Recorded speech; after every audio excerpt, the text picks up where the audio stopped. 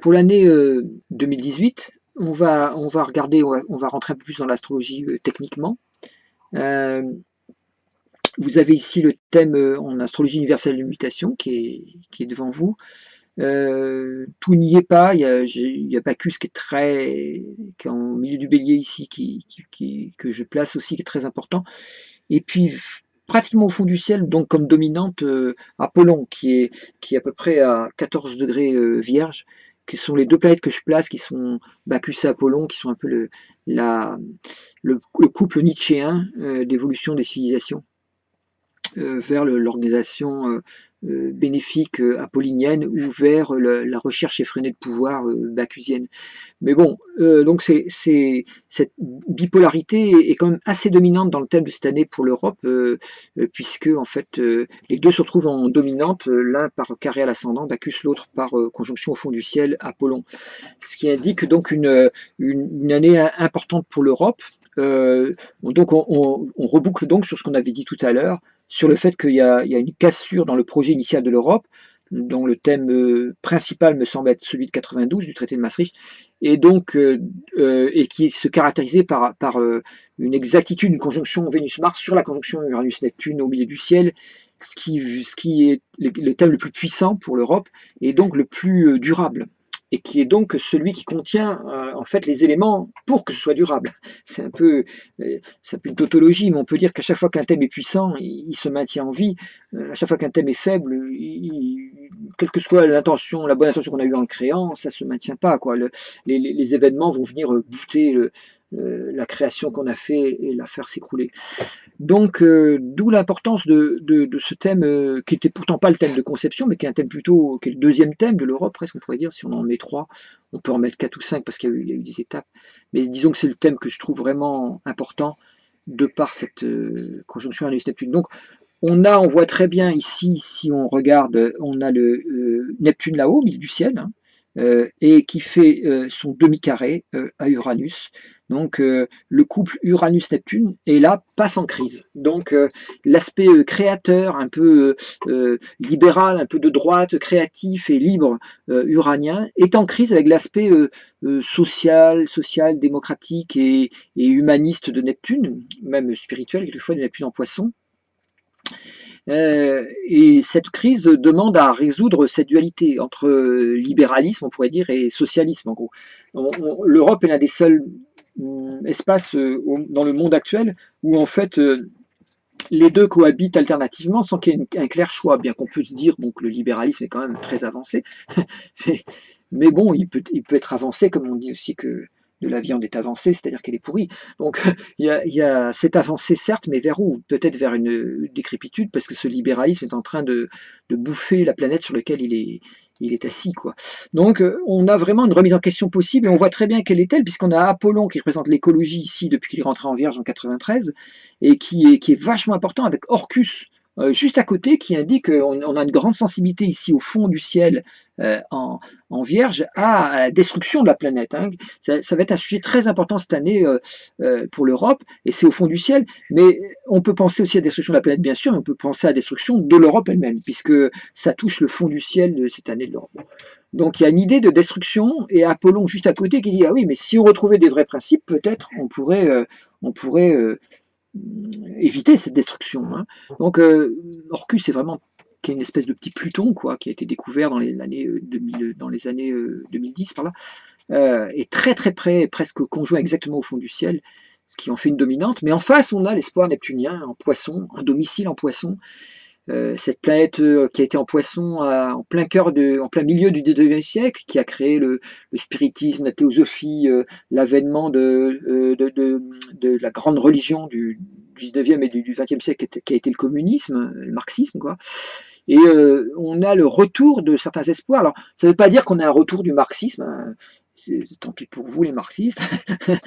Là, on est à un cycle suivant de Neptune, ça va être un peu plus évolué, mais on peut avoir l'impression d'un retour à ses fondamentaux, c'est-à-dire mais qu'est-ce que c'est qu'une humanité qui ne vit que pour bouffer et se bouffer la laine les uns sur les autres. Donc là, on peut se dire, si on a un intérêt à vivre ensemble, il faut qu'on vive ensemble intelligemment, humainement, démocratiquement, en faisant attention aux droits sociaux, sur une planète qui est elle-même limitée. Hein. Alors d'un côté, l'idéal socialisant, quoi, on va dire, avec Neptune là-haut, socialiste, enfin, c'est un bien vilain mot maintenant que le Parti socialiste est mort, mais enfin bon, ou presque, enfin, il est en voie de renaissance. En tout cas, il y a l'idée socialiste au sens pur du terme, c'est-à-dire pas au sens parti, mais au sens les gens ont le droit de vivre ensemble en bonne intelligence démocratiquement et que les plus faibles ne soient pas forcément écrabouillés totalement par les plus forts, qu'ils aient quand même des droits, va revenir en force en Europe. Donc et la France, on a vu, puisque la France la sent un petit peu avant, un peu plus sur Proserpine, et le milieu un peu plus en arrière. Donc on pourrait dire que cette année c'est plus fort en Europe qu'en France. La France est un peu envoûtée par le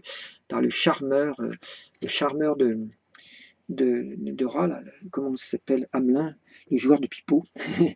Donc, parce que Proserpine, c'est la grosse dominante de Macron, de notre monarque de la Ve République.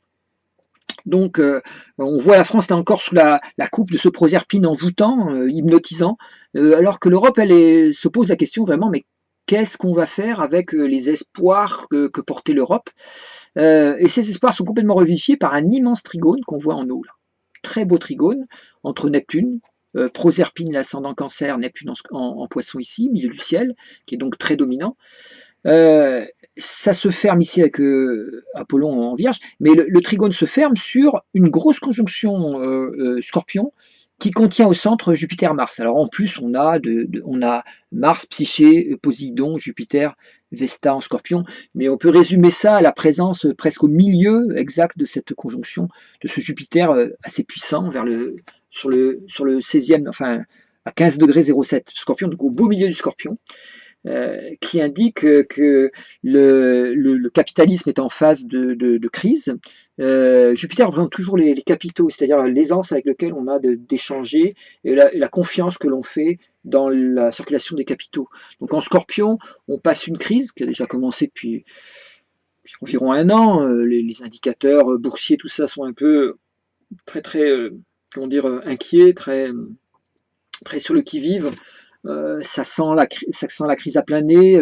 Tout le monde attend que quelqu'un bouge le coude à côté pour tout balancer dans le panier ou bouger son fric d'un coup sec. C'est assez inquiétant comme situation, bien qu'il y ait des situations, les indicateurs, on va dire, concrets, eux, qui ne sont pas émotionnels, semblent être rassurants.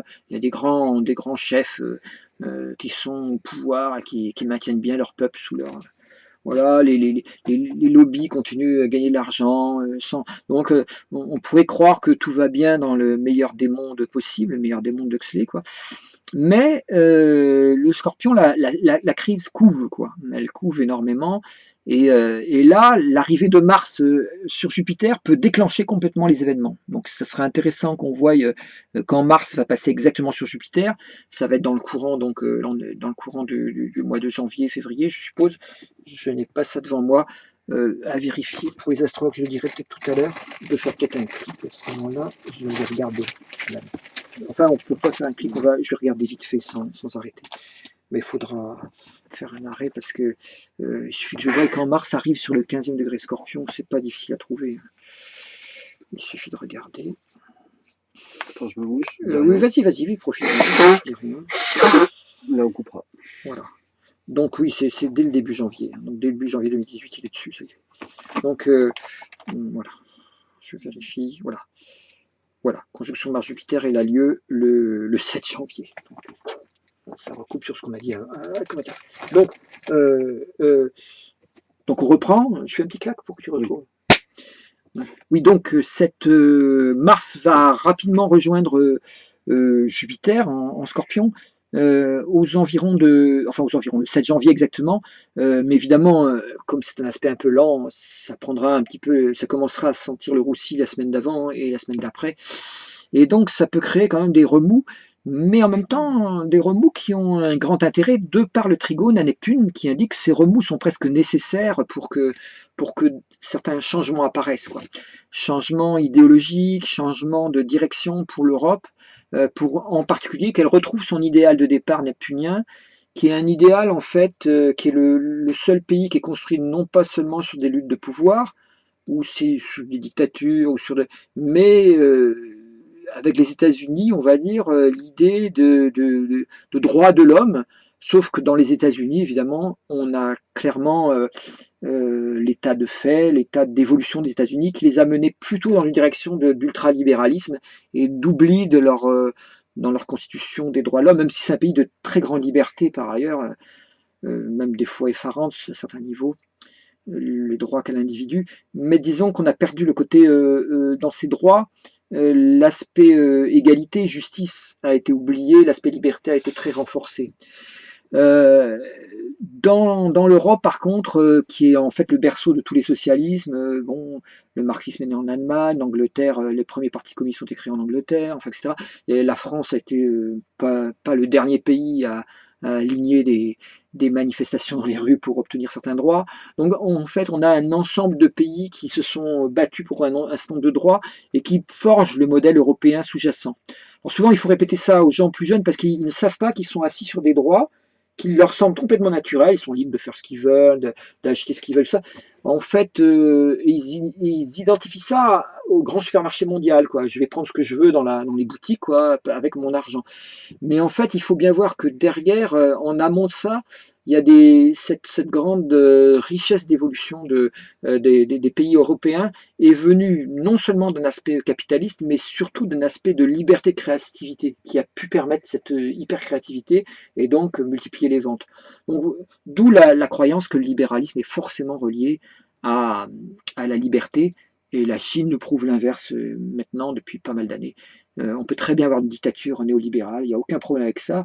Et ça peut être une direction que préfèrent choisir les lobbies, très naturellement, comme ils l'avaient fait au moment de l'avènement d'Hitler en 1933, où Uranus est exactement au même endroit que l'année 33 en Allemagne. Donc on a la même tentation un peu faustienne de la part des lobbies euh, de, de tout miser sur un maintien de leurs bénéfices assurés en mettant plutôt au pouvoir des formes dictatoriales plutôt que des formes trop démocratiques qui les mettent en danger. Bon, faut pas oublier qu'il y a eu des grands, voilà, en l'Allemagne, l'Allemagne est une terre qui est au centre de l'Europe et qui contient, bon, on prend entre Marx, Freud, Einstein, et puis on pourrait rajouter pour moins connu, mais Rosa Luxembourg au milieu, qui est très peu connue, mais qui avait inventé une forme de communisme européen absolument non dictatorial et qui a été assassiné par les nazis.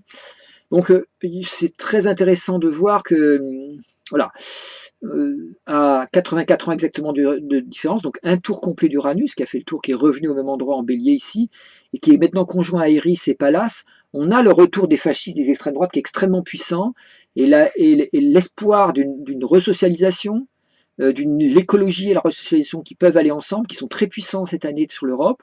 Donc il peut y avoir un retour, ça paraît étonnant, parce que pour l'instant ils sont plutôt dans les choux, les écolos et puis les groupes socialistes, mais il peut y avoir un retour au cours de l'année 2018 de l'importance que l'écologie, en se reliant au social, puisse amener quelque chose de différent, une note différente pour l'Europe, qui serait la note caractéristique de l'Europe, c'est-à-dire une social-démocratie un néolibéralisme aménagé avec un protectionnisme sur les frontières européennes.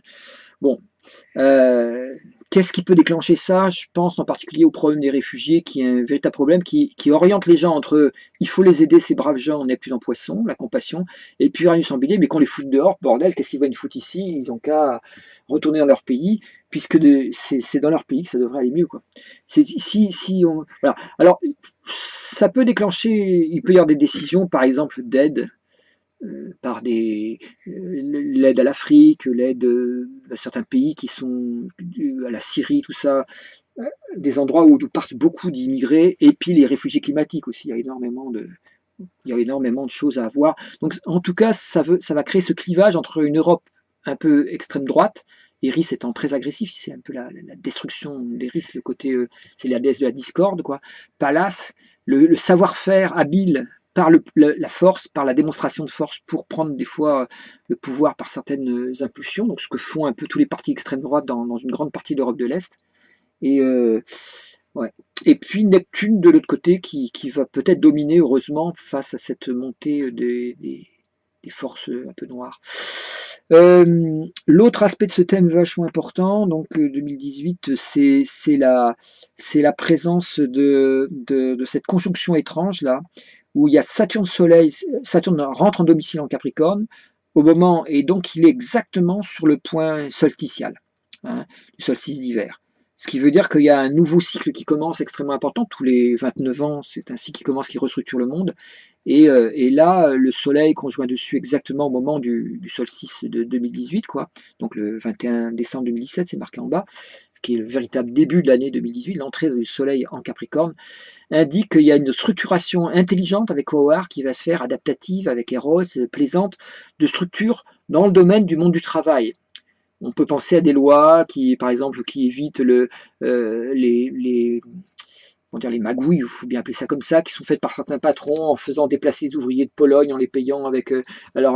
du côté de la paye, on diminue le prix de la paye grâce à la législation d'un pays, puis du côté des impôts, enfin, on s'arrange, on installe ça dans notre pays. Tous les magouilles qui consistent à délocaliser en jouant avec le logiciel européen, de manière à toujours payer le moins possible, et ce qui consiste à considérer finalement les gens comme des pions et les salariés non pas comme une force de travail, mais plutôt comme une charge à diminuer dans le prix de revient de la fabrique de l'entreprise, qui est complètement une vision complètement très MEDEF, mais complètement absurde, puisqu'ils ne sont pas une charge. S'ils étaient une charge, il fallait les éliminer pour économiser. Or, si on élimine les producteurs, évidemment, il n'y a plus d'entreprise.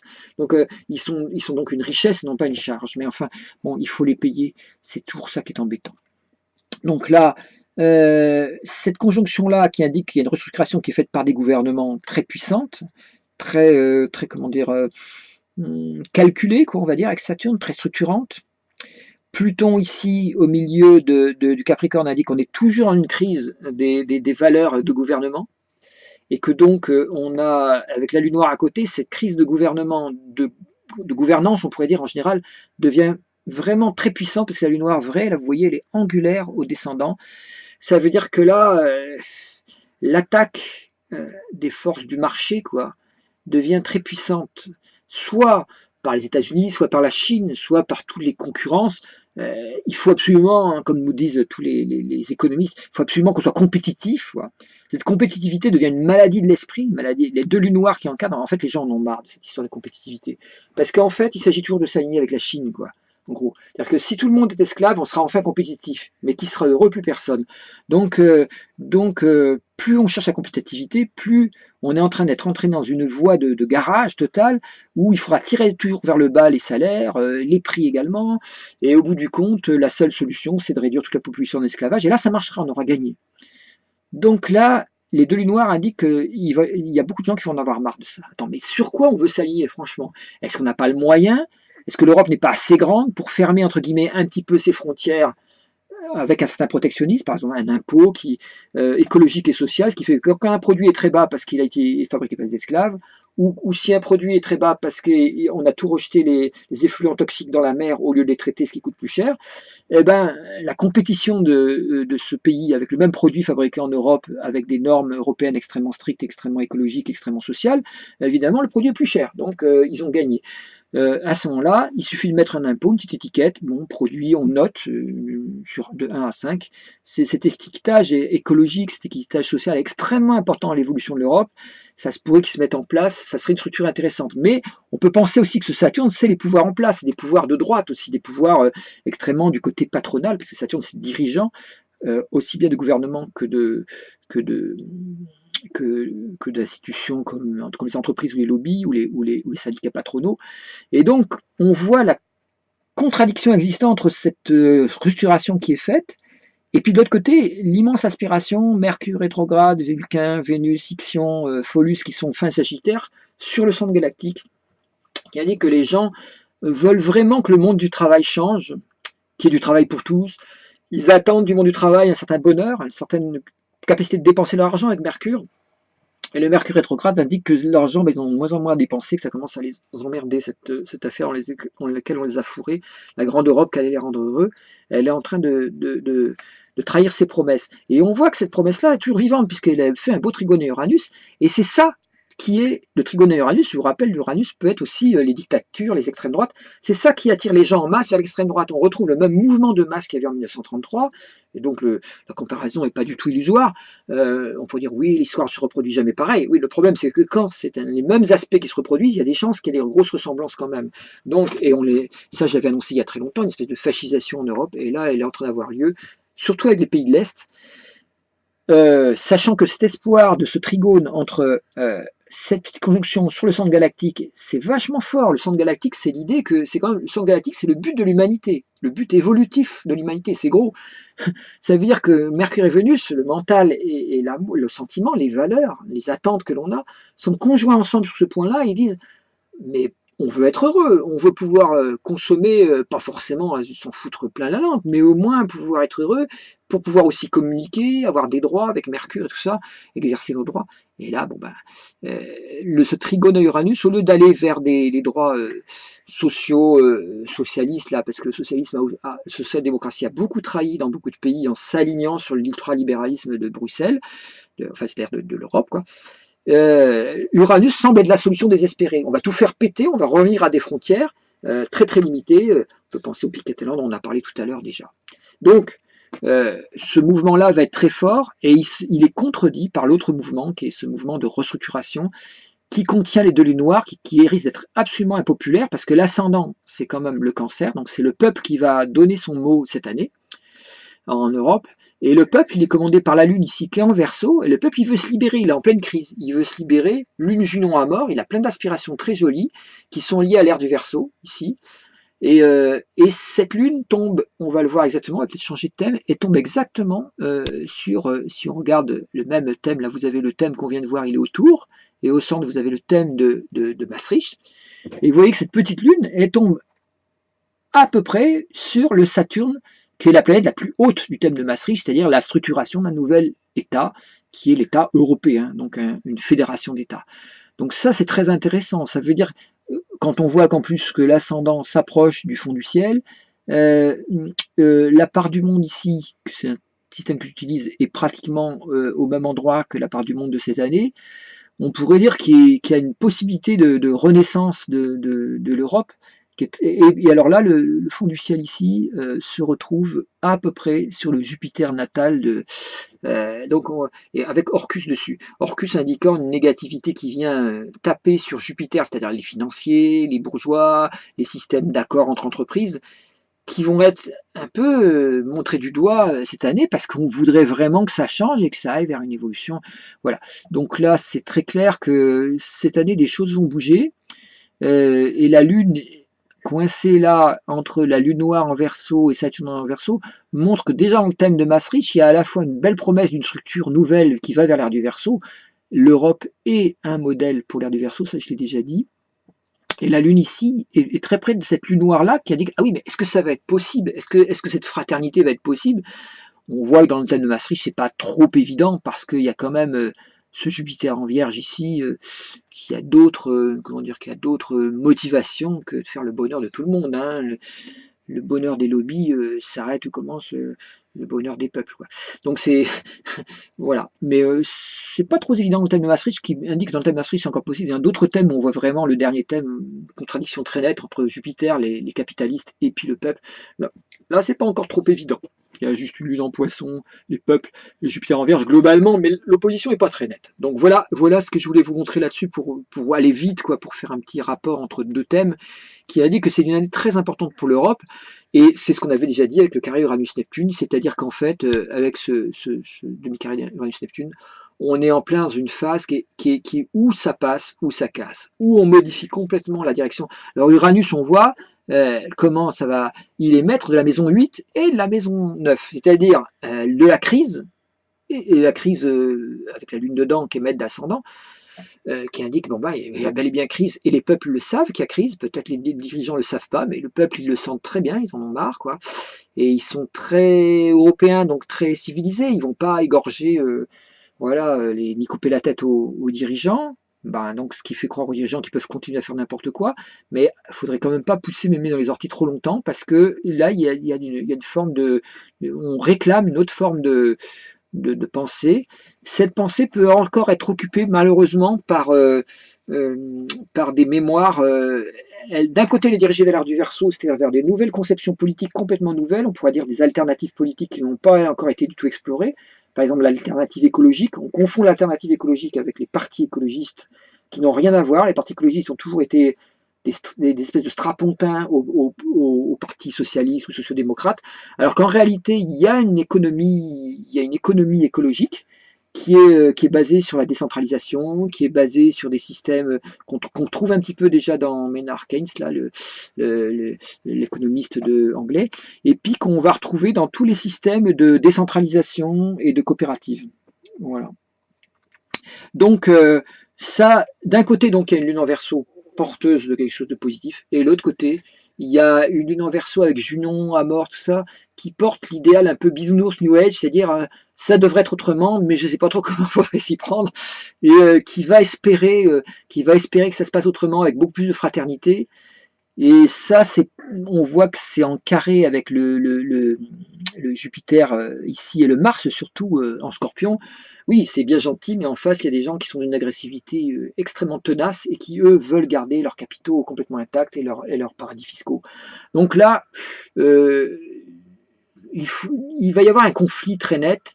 La Lune est en maître de l'ascendant. Il y a envie de revivre les idéaux de Maastricht, au sens social-démocratie humaniste et écologiste aussi un petit peu. Le seul endroit où l'écologie est à peu près appliquée, c'est l'Europe. La COP21 s'avenue de l'Europe. On dit la France, mais c'est pas mal l'Europe. Les Allemands sont des très bons exemples d'écologie, puisqu'ils ont quand même, eux, réussi à arrêter le nucléaire. Et évidemment, ça fait un peu plus de charbon pour l'instant, mais c'est pas grave, parce qu'arrêter une machinerie pareille, avec le danger énorme qu'elle comporte, c'est pas du tout un mal. Et puis c'est plus non rentable pour l'avenir en plus. Donc ils sont un peu en avance sur les Français sur cette idée-là. Par contre, Mars en Scorpion, alors je dis ça en étant en connaissance de cause, puisque j'ai été formé pour être ingénieur en nucléaire, donc je sais de quoi je parle. Et quand je dis que c'est une filière qui n'a aucun avenir, je lui dis, bon, encore 20 ans peut-être, mais c'est sans avenir lointain, contrairement à ce que nous disent certains ouvrages de science-fiction des années 30, où on était fasciné par l'atome, et surtout en 45, où il y a eu la bombe, on a cru que c'était une énergie inépuisable. Non, non, la question des déchets est absolument insolvable pour l'instant, elle n'est toujours pas résolue. Donc on a une question grave là, à ce niveau-là. Donc là, il y a ce que je veux dire avec le Mars en Scorpion, il y a des forces un peu destructrices qui sont accrochées à leur gain et tout ça, ça peut être les lobbies nucléaires, les lobbies pharmaceutiques, les lobbies de patronaux, et puis le peuple, lui, qui veut vraiment se libérer. Donc ça, cette tension peut se manifester. La maison 6 est tellement chargée dans ce thème de l'année 2018 que la maison 6, c'est celle du travail, de l'organisation du travail, des syndicats, de la manière dont les lois organisent le rapport au salariat, on va dire, c'est-à-dire entre les services rendus et puis la manière dont ils sont rémunérés. Et donc ça va être un sujet extrêmement important pour essayer de réformer l'Europe pour qu'elle aille vers un peu plus de justice. Et puis surtout, alors on voit dans ce rapport Lune-Mars, enfin le trigone Sagittaire-Uranus là, les pays de l'Est passant très facilement à l'extrême droite, et puis les pays de l'Ouest, on a vu qui frôlent entre sociodémocrates, social-chrétiens comme le CDU allemand. Alors, on va peut-être faire un autre sujet, c'est l'Allemagne, parce qu'il semble que ce thème a une très grande importance pour l'Allemagne, à cause de cette conjonction ici, qui est exactement sur un point très important pour l'Allemagne, perpétuellement, si vous vous rappelez tous de ce que c'est que le 9 novembre. Et le 9 novembre, c'est le Soleil qui est à peu près à 18-19 Scorpion. Et regardez, on a une présence d'une conjonction qui est à peu près centrée ici, et on voit les deux nœuds qui sont en carré. Donc on a une crise dans l'Allemagne, on va en parler maintenant, on va faire un petit arrêt.